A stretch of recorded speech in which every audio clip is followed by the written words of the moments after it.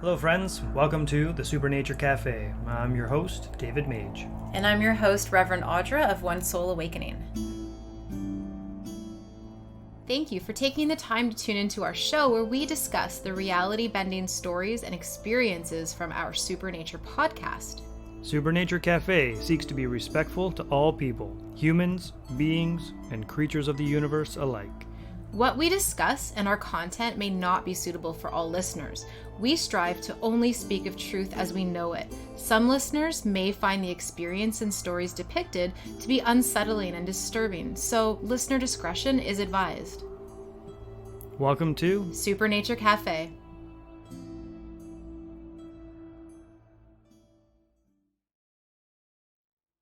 Hello cosmic friends, welcome to Supernature Cafe. I am your host, David Mage. And I'm Reverend Audra. And today's episode has a lot to do with you. Yes. So we did capture the last episode on the subconscious, and your subconscious in particular, from your 2 hypnosis sessions that we did in the past. Again, that audio was a little rough. I know moving forward, if I'm going to be recording these sessions, to make sure that the audio is smooth and clean and ready to be distributed if that so happens. And the way these sessions have been going, I think it's probably going to end up happening because there's some pretty phenomenal stuff that comes through in the subconscious sessions that's not easy to translate in a Supernature narrative episode. But actually, I think comes across really interestingly in its raw form through the subconscious. Yeah, and obviously we can't share a ton of these with people, but because it's my own personal, I'm happy to put that on display for all to see and know a little bit more about myself.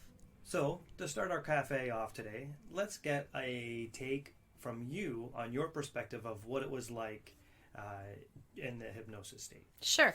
So it's interesting because, I've been doing QHHT for years now, and to be on this side of it definitely puts a different perspective. You can only really understand to a certain level when you are not the client, when you're kind of asking all the questions. So to be put under and to kind of go through all of the things that have sort of been plaguing or troubling me over the years, many years, and be able to kind of go in and just ask those questions is really neat. It was a strange experience because I really don't recall, I would say 75% of it. So for me to kind of listen in, it's like, oh, okay, well, yeah, I guess that makes sense. Where did that come from? Why did I say that? And I really don't know. So it was helpful for me to review the recording quite a few times to kind of get a better look at myself, which is just a strange kind of concept to think. You think you know yourself. And you really don't. Maybe on some level you do, but it's interesting to kind of open this up. It's like looking at yourself in a reflection, knowing it's you that you're hearing in that recording, but knowing that you aren't necessarily consciously aware of the words that are coming out of your mouth. Absolutely. And then having to reflect on those words and why were they said and what was going on. Definitely puts different answers into my head on why I have issues with certain things. Because, we all have issues. We all have fears. We all have things that we need to overcome. And I think mine have been pretty much the same sort of thing throughout my life. I wrote a master's paper on my fears. So it's definitely something that's strong with me, but not to the degree that I would have thought. So it was interesting to get a different perspective. Right. And fears are a huge thing, especially throughout this subconscious state, because a lot of people, when they do this hypnosis, they want to get some answers about those things. And you were no different. You wanted to address a lot of the things that you have had issues with throughout your life and kind of get a better perspective on it. And kind of before we get into any specifics, what do you think? Do you think you got a better perspective on the fears and things that you struggle with? I do. It wasn't what I thought it was going to be. a lot of things that came up with fears and allergies and all of these different things that kind of trouble me. I don't think I would have thought that was the bigger picture for me, which is interesting because our fears shape us. You know, we're not necessarily shaped by all the things that are right in our life. We're shaped by all of the things that kind of trouble us. So being able to look at it in a very different perspective, almost like a non-earthly perspective, if that makes sense, you can really pull yourself away from that fear and think about it at a different level and then sort of wipe it out if you can. Yeah, like looking at yourself from an outsider's perspective. Yeah, but outsider, but also almost like cosmically reassessing the issue, because at least for me, these weren't like, well, you're afraid of this because so-and-so did that. It's sort of like, you're afraid of this because your genetic makeup is completely like off. Right. I think what you said is it's not hers, but the body has its own memory. Yes. So like, what do you do with that information? Right. And that was a big thing that kind of established a lot of where your fears and that come from, is this idea that you inherited these fears genetically through your DNA makeup of your third dimensional yes. physical self. And I have a visual on this because, you know, as anyone who listened to last week's episode will know, that words apparently mean nothing to me, but visuals are everything. And the way I kind of look at it is like, I am actually, maybe you don't realize or see this, but I'm actually quite adventurous. And like, I love to want to do everything. Yeah, we wouldn't get that from your fear base. No. Fearing outside everything. No, and I think even people who know me would kind of be like, oh yeah, you are? But I am, and I have all of these like huge dreams and goals. And like, I want to do this, I want to do that. And that is there in me, but then my body stops. So it's almost like I've got this body that's like stuck on the edge of a cliff, and it's like trying to push over to jump and like do all these things, but the body's grounded and the mind is everywhere else going, but you can do this and this and this. And maybe like, it's a good reason that you have tethered yourself the way you have, because it sounds like if you didn't have these genetic fears or these genetic markers, almost. Yeah, you would maybe be a little more, well, I don't want to say reckless. Fun? Hey, you're a lot of fun.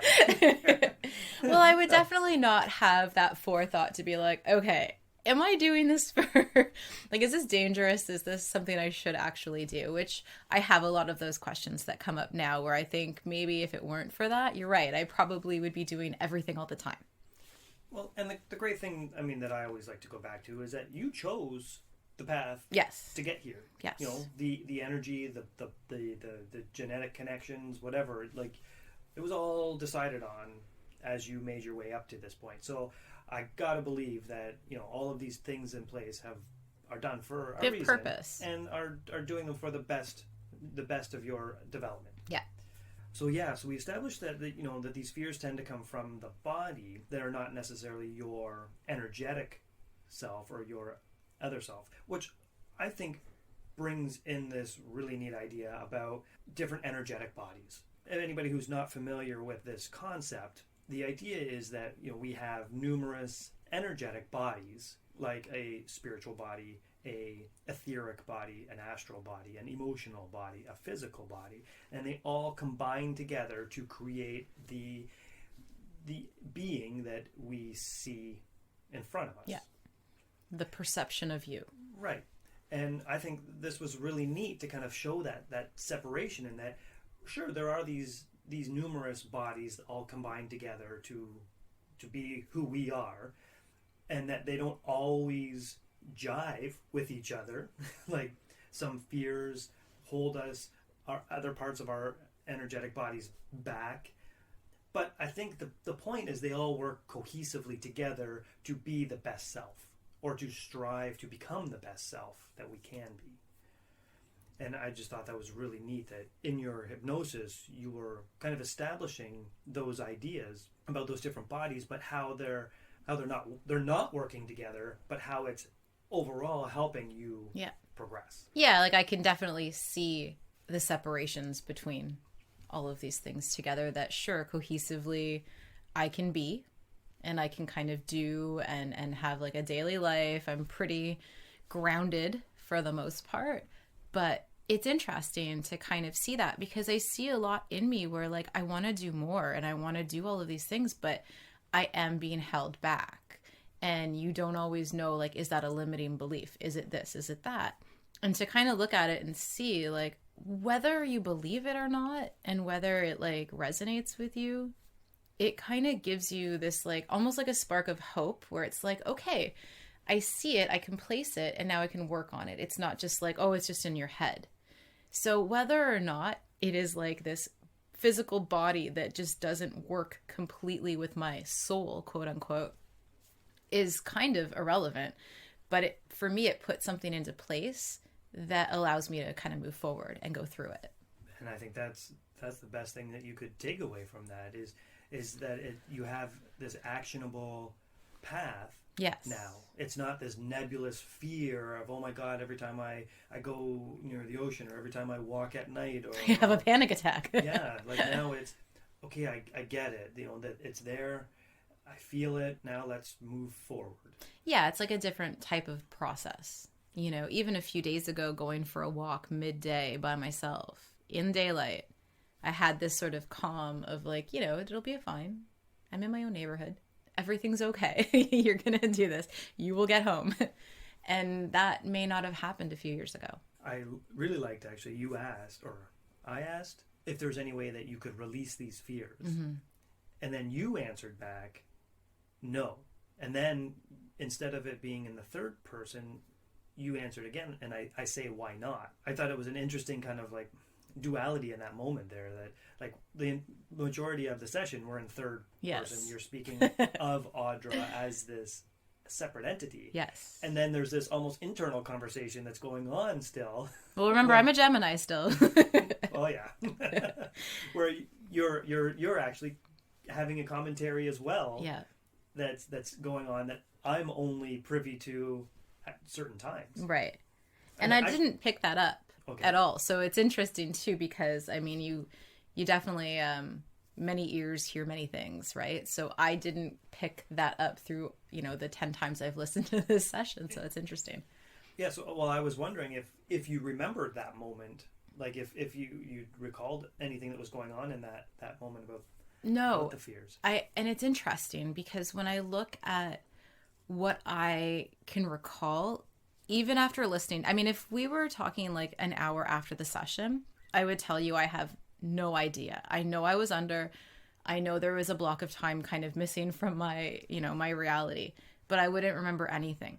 Listening to this repeatedly, I am remembering the moments, but I don't know where it came from. I don't know who said them. I don't know any of it. So I really can't even answer if there was that sort of internal argument between this me in you know, standing in front of you versus the spiritual me. So it's fascinating to me. I mean, that's such a neat concept, especially because we're all so different. So like when I'm with my clients and we chat about things right after, they generally remember bits and pieces of things. And, you know, I always tell them, you know, read through, listen through, try to do it however many times, because each time you're going to get deeper and more healing and more memories of this. And now I kind of understand what that means now, because I'm understanding what was coming through, but there's still, it's almost as if there's just no connection between that moment that it was said to now. It's interesting.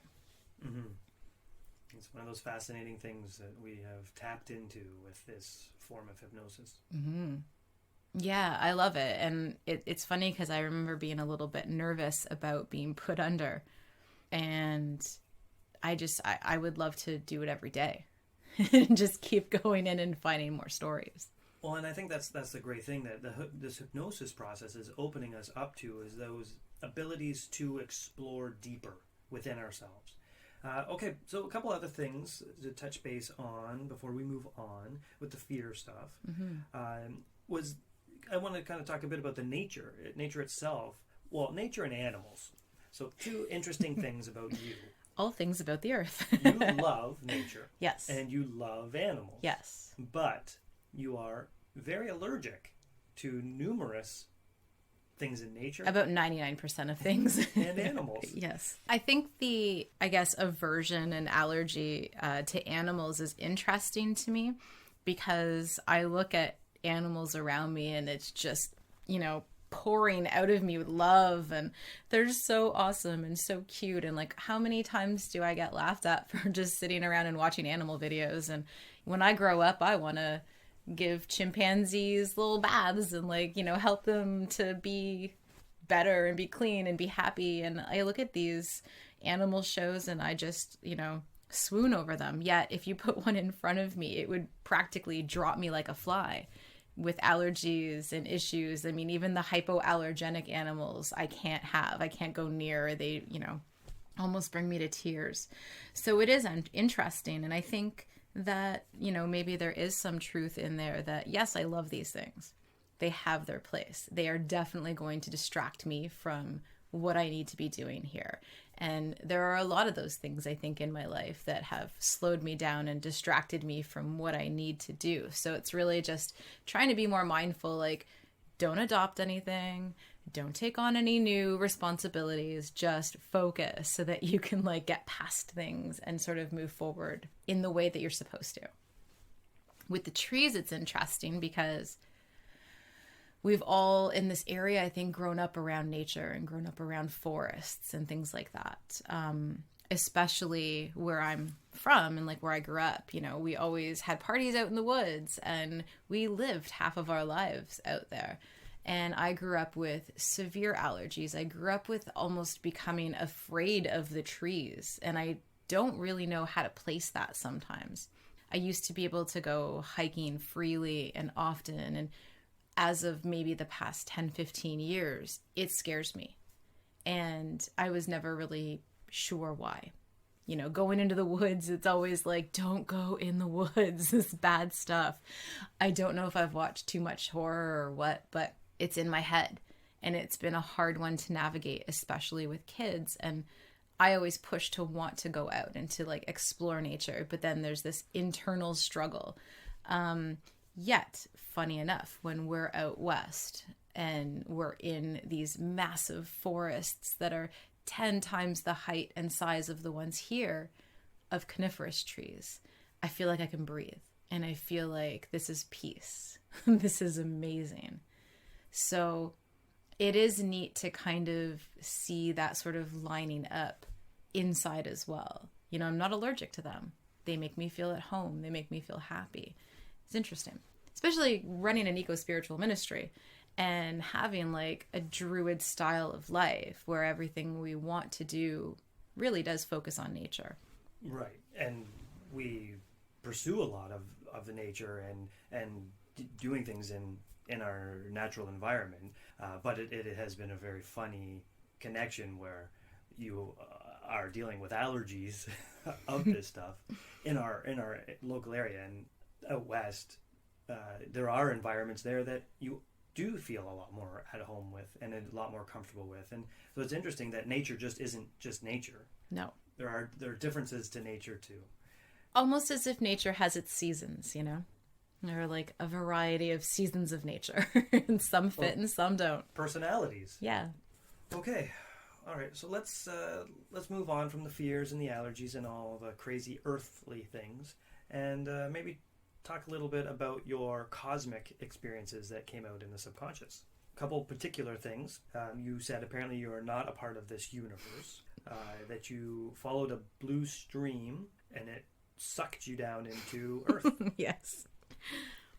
I don't know what else to do but chuckle for that. Yeah. Well, and that's interesting because I've never growing up felt I don't belong on Earth or I'm not of here, I'm not from here, until I would say probably more recently, looking around at things a little more objectively, thinking what the heck is going on? So yeah, it doesn't necessarily put me into a specific type of being that I may or may not be. It's just saying, you're sort of this vast blanket of stars and colors over there by Pleiades. How do you take that in? How do you, what do you do with that information? I don't think much. I think you take it and you keep living your life. Exactly. Uh, But some people don't. Some people get a little bit stuck on that sort of thing. And I think it can be really limiting for some people. You know, if you were to do something like this and someone comes through the other side and goes, holy cow, I found out that I'm an Arcturian. I'm not actually an Earthling. And it changes their views, their perceptions of things. It changes sort of their visual of what their life should or shouldn't be. And I think it can be really limiting for some people, and it could actually harm them. So I think it's interesting to kind of take this information and just go, okay, I know this now. So what can I take from that to sort of help me expand what I'm looking at in my life? And you know, it does make me laugh to think about what I've told myself that, you know, I am. But now it's sort of, how does that translate? right. I think integration is a good step, in that we're not denying either side. You know, we're not denying, well, this ridiculous cosmic cloud of surrounding Pleiades. I'm a bunch of stuff. Is now manifesting itself down on Earth, and we're not just saying, oh, I'm nothing but this Pleiadian energy. Right. Take me away. That, you know, is now stuck and stranded down here as this, in this earthly body. Like restrictive. Right. Like we're both. You know, whatever and however that relates to your energy beyond the cosmos, to who you are here and now. You are still here and now. Yeah. You are still that person. You are still here, living and breathing. We can't deny who we are. We need to be able to take that information and say, cool, well, right now, this is what I am. I'm here living on Earth as an Earthling, as a human. What do I do next? Like, how do I take that and, like, help my life? How does that expand who I am? We definitely can't take it and go, well, I'm done with being an Earthling. I don't want to do this. It's too hard. I want to be back up there. Obviously, everybody wants to be back up there, you know. If one thing I've learned over the time is that we all want to be what we were before having to come here and learn the lessons and grow. This is our school. So for me, it's really just taking that information and putting it into my life now and going, okay, I was that cool. Now I'm this, and this has to be awesome. You know, I find it more inspiring. Yeah, I think that's a wonderful way to look at it. It helps keep you grounded here. Most importantly, that's what needs to maintain is this is the most important life. Staying grounded. And again, and even in the hypnosis stuff, that's actually a wonderful thing that I really like about the process of the end of the hypnosis session. Yeah. When you're coming out, you are specifically asking every other experience, every other thing that took place or energy that you connected with to go back to where it needs to, and you are reintegrating 100% to being who you are right now. Yeah. So there isn't any kind of breaks in your consciousness. Well, yeah, we have to realize that the life we're living right now is the most important life, because this is the one that matters. You can't go back, you can't go forward. It's all the same. It's just right now. So if you can take that information and utilize it now to, like, help your case, to help your life, then I thought it was interesting when I asked, and I asked twice in the two separate sessions. There's only a couple questions I asked twice, and this was one of them, was how many lives you've had. And the first session was an emphatic 1. And then the second session, you actually explained a little bit more, still being 1 life, but that you have had many lives in this life. And I thought that was a really interesting way to put it. Just talking about how many lessons and how many things that you've challenged yourself with in this life, albeit still having 1 earthly life, but looking at encompassing it as much as possible into that life. I was just curious if you had any ideas on that. Yeah, I think that was really interesting, because I don't think I've ever looked at it like that, but I do look back at this life, and granted, it hasn't been a hard life in the way that a lot of people would probably think a hard life looks, in terms of, you know, abuse or any mental issues or physical issues, things like that. I've been very fortunate. Absolutely. There are definitely lives that you could look at that have had much bigger challenges or Yes. struggles or problems. I suppose, challenges in that I would say that it's been a hard life, in that I've learned some huge lessons in this life. And I do feel sometimes like I have crammed like 100 lives into my life now, when I look back at all of the things that I've overcome, accomplished, failed at, all of the things. And I think, man, how did I jam all that in? And sometimes even looking at my timeline of when I was here or there doing this or that, I get confused almost in like, wait, how did that happen? When was this? When was that? I feel like it's been a full life. And I mean, whether that's good or bad, I don't know. It just is. But I kind of look at it like that. Like, it sort of helps me to step out and look at my life and go like, yeah, I can see that. It may be one physical life here on this planet, but it feels like a billion lives crammed into one with all of the things. Mm-hmm. And I found it interesting, actually. Your body apparently has had numerous lives here. I say body, but I mean like that genetic DNA Physicality, energy has had many lives here, and that you said you took it, and that it has had mostly rock. Yeah. Rock lives? Rocks have lives? They do. Or have existences? Yes. But that this energy has predominantly been rock and human. And that was an interesting point.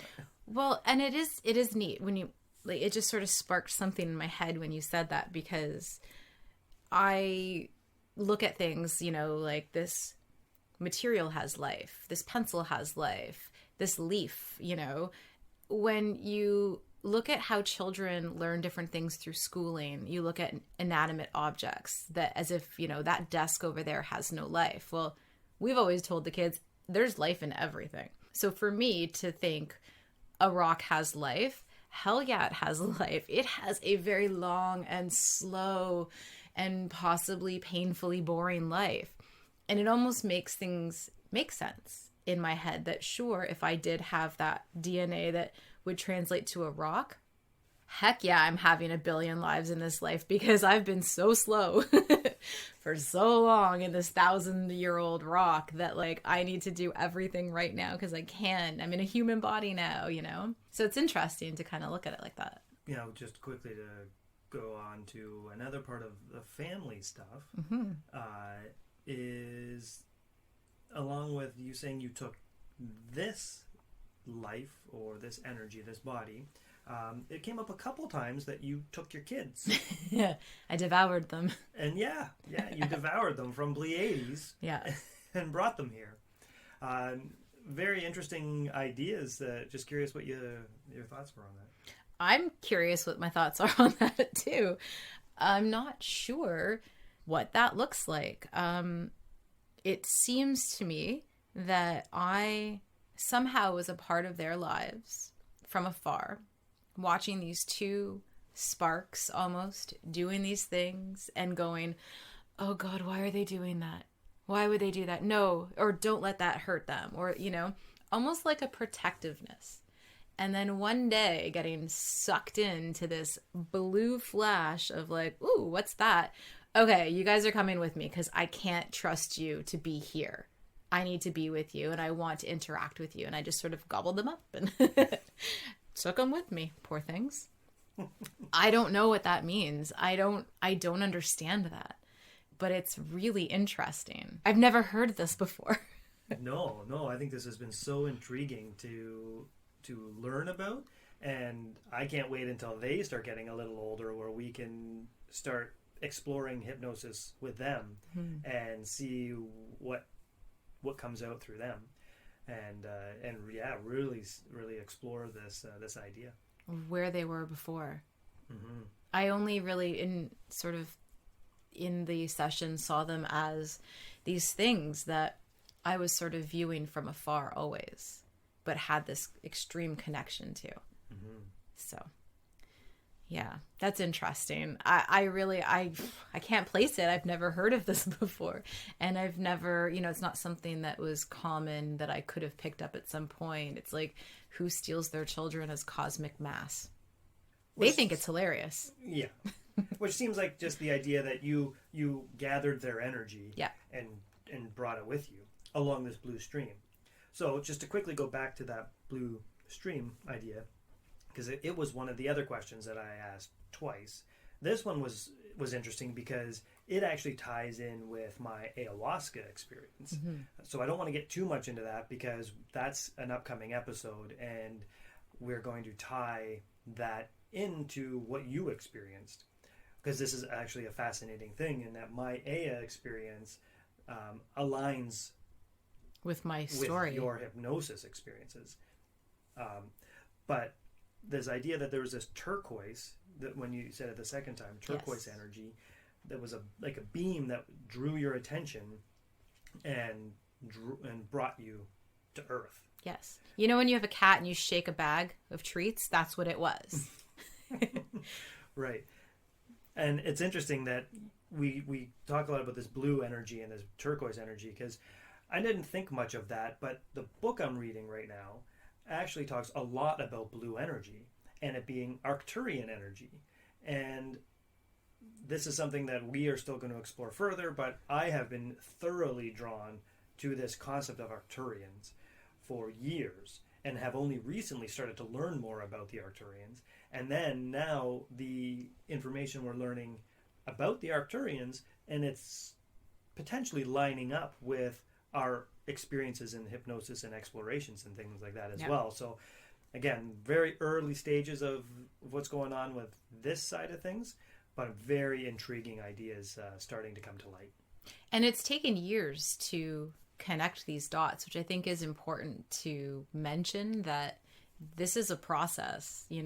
Once you want to know past the, what's the meaning of life, this is a door that does not close, and you just keep building on and on and on, and it comes in various ways. Which actually connects nicely to my next point. Mm-hmm. Guides.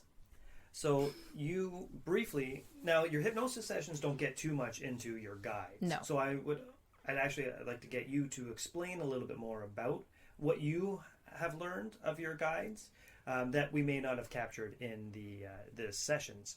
Well, the main guide that I connect with, which is Shardhead or Shardy, he's quite the character. I say he. I'm not sure if there's a gender really for this, but to me, they came to me quite a few years back now, I guess, as I guess you'd envision rose quartz looking figure wearing a turtleneck. We got to put your picture up that you made to represent him. I was him as Halloween, or my Halloween costume this year as well. He's funny. He's ridiculous. And he argues about the clothing that he wears with me. So it's this very strange relationship. And I'm sure most people would just be like, she's just gone bonkers at this point. But I haven't. I'm pretty grounded. I just take things in and go, okay, this is what I'm talking about now, But he seems to come through as my voice from what we learned in this session. Right. Actually, yeah, that was the one point I wanted to bring up about this session. Was it was interesting that he says he is your voice. Yes. And I took that, not in the session, but after, and going through the editing and all that, I took that's who I'm speaking to. So in talking to you through the subconscious, it felt like he's the one that I'm talking to. Okay. I didn't take it that way, but that's amazing. Really cool. I kind of see it as he's my voice every day just because of how goofy I generally am and how much I stumble on things like, verbally or whatnot. I think it's interesting that if he would have come through as who you were talking to, because he was very serious, which he normally is not. But I think that he was of a few more, but they didn't want to come forward. He's of 3. So, 3. Well, what you said in your hypnosis was that you have 3 guides. And then I asked, well, is one of them this Shardhead that she has spoken of before? And they said, yes, he is your voice. Yeah. Yeah. And so I took that was the voice of who I'm kind of speaking to now through this subconscious state. And you very well could have been. Yeah. I'd actually like to explore that more. 100%. Because I took that as like, he is my projection, which is mainly goofy. Yeah. Well, if the guys are there, we definitely got to do some more chatting. Yeah, and you other two, come forward, please. Yeah. Make yourselves known. Yeah, we got to chat more with them too. So a pretty common question that comes up with the hypnosis sessions we've learned is family and work situations. And yours were no different. I thought we got some really interesting explanations on both of those. The first was your work stuff. I thought it was neat that you just kind of mentioned this one really important idea, I think. Visualization equals manifestation. And that don't focus on what's out there or what there is. Focus on exactly what you're looking for, and that will manifest itself where it needs to and how it needs to. Which is such a new idea for me, because I'm very much like, what's out there and what works? What can we make work for us? I think on so many different areas and levels of our life, that this was really something new for me and really cool, actually, because after that session, I recall sitting down with some, pastels or oils or something and kind of mapping out my ideal view of what we wanted for the business and for our lives, and kind of tacked that up on the office wall. And it was neat because I don't know, again, it's one of those things, I don't really know where it comes from, and I'm not artistically inclined, so it was sort of funny to kind of look at, but definitely neat, because now we can look at all the things and adjust, and then say, okay, where will this be, and look more at the areas that make sense, and kind of visualizing it into reality. And I thought it's neat too that it kind of takes the pressure off. Like, absolutely. Once you kind of you take that internal perspective, and that, like, I just want to visualize what I'm expecting and what I'm seeing and what I want. One, it helps solidify it with yourself what you're looking for, and it takes that pressure off struggling to think about all of these other things, all of these other places that you could be working or could be living or could be just existing. Yeah, trying to make work based on what you think you need to do. Instead, focus on that idea, focus on the concept, focus on any of the visuals that are important, and put it out there. And let whatever happens. Because then you're not looking to see what you compromise on. You're just basically saying, this is what I want. Universe, let's do this.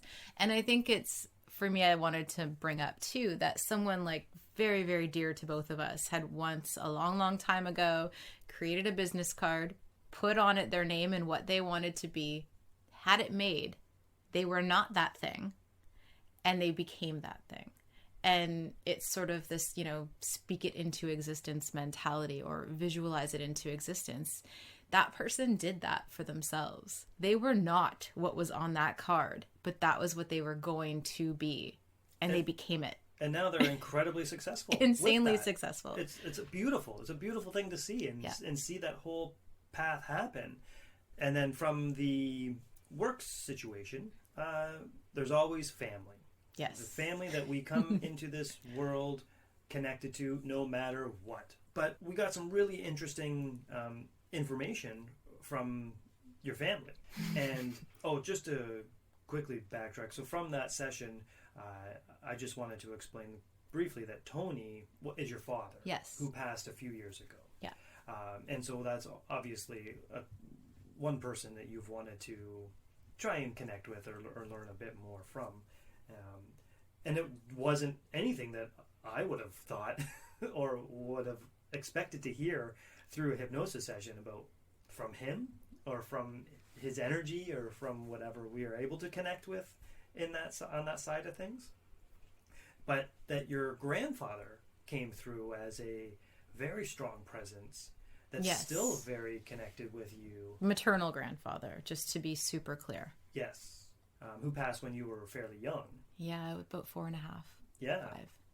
But that he still seems very, very connected with you, and a lot of these mysterious dimes that show up in our household is from him. Yeah, I wouldn't have thought. It totally floored me because I don't remember that in the session until afterwards listening to it. And that threw me for a loop because you didn't know his name. I didn't know his name. Like, I didn't connect that would be the person or the energy that would be coming through. So John threw me for a loop for a while. It took me a bit to catch up with who we were talking about and what was going on. Yeah. And I could tell that when you were asking the questions, like listening back, you were like, and you are, but yeah, not someone that like I necessarily think about often in that manner of like, oh, it's from Megiddo, which was what we called him because he was Ukrainian. But really, really fascinating because I feel like if ever there was a connection, like for family, it was him because he was such a big part of our lives. It's hard to even talk about now, you know? So that was cool. Knowing that money is coming from him or even just the thought of that. And we started getting Canadian Tire money too, which was really strange. And like, where is all of this Canadian Tire money coming from? And when I talked to my mom about it, she was just like, wow, if you think the dimes are coming from your dad, you're mistaken. He would definitely send you Canadian Tire money because that was his whole thing.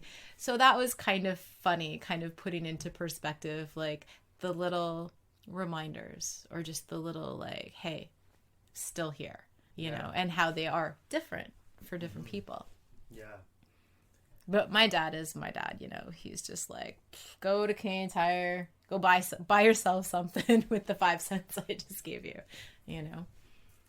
Yeah. And when we did end up connecting with your father's energy, I thought it was very much your father and the answers that were coming back. Yeah.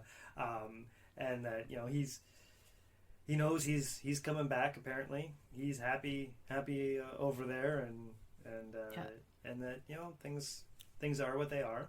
And well, my dad didn't have an easy life.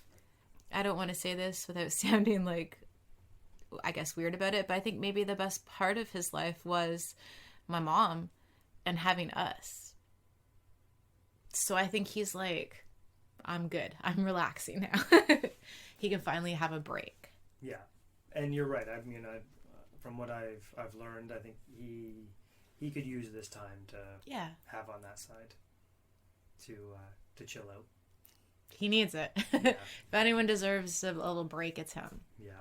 So that was neat. It was neat to connect, and I feel like I get more emotional about it now than I did then. But then it was just like, oh, Dad. You know, listening back at it, he was very cut and dry. But there was lots of other interesting things, too, that came through with family, because I did ask about connections. And I do find it funny that I never named my sister in the session. And my sister, I mean, she doesn't live in the same country as me, so we're not as, I guess, like physically connected as I would like to be. But when we were close. You know, obviously not growing up, because nobody likes their little sister when they're growing up. Which you were. Right? Which I was. Yeah, I was the annoying little sister who just wanted to, like, hang out with her, to be with her, to be like her, and that's always tough. But then, as we grew, you know, we lived together on various occasions, and we're close. And it's funny that I just call her the other one, and I never say her name. But I do think it's important when I do talk about like our upbringing and what she was a part of in my life and how much she was there to show me about love and compassion and taking care of things, because I don't connect with that. You know, I have a lot of love to give, but it's just different. It's not that same kind of earth taking care of each other, you know? And I do think that I learned a lot of that from my sister, because she's so good at it.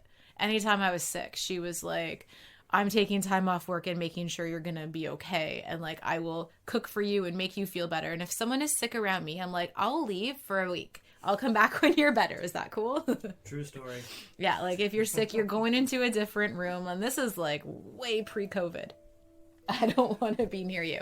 So I do think that that was her part in my life, and probably still is. She's got a lot to teach me, I'm sure. And it's reciprocal.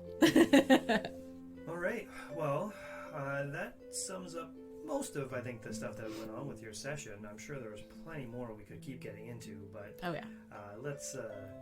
I think maybe it's time to rein this bad boy in. And, put a pin in it. Yeah. Till next time. Call it an end of our cafe.